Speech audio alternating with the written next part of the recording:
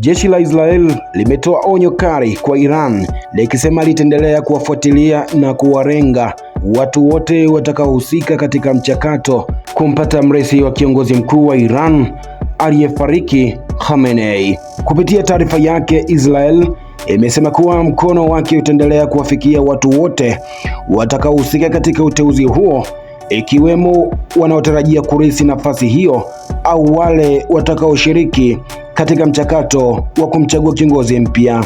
Moja ya sehemu ya taarifa hiyo, tungependa kuwaonya wazi kwamba mkono wa taarifa la Israel utaendelea kumfuatilia kila anayehusishwa na uteuzi wa mrithi wa uongozi wa Iran.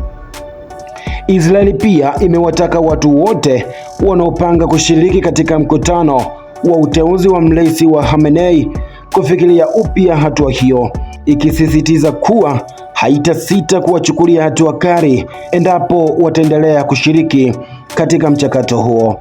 Kauli hiyo imeongeza mvutano wa kisiasa na kijeshi kati ya Israel na Iran, wakati mataifa hayo mawili yakiendelea kurushiana lawama na vitisho katika mgogoro unaoendelea Mashariki ya Kati. Mtazamaji wa Baharia TV, ili uwe wa kwanza kupata taarifa zetu, usisahau kubonyeza neno subscribe, alama ya kengele, ili uwe wa kwanza kupata taarifa zetu pindi tunapozipandisha. Mimi ni Friday Mongomare. Asante kwa kuifuatilia Baharia TV. Usisahau kulike, kusubscribe, kucomment na kushare.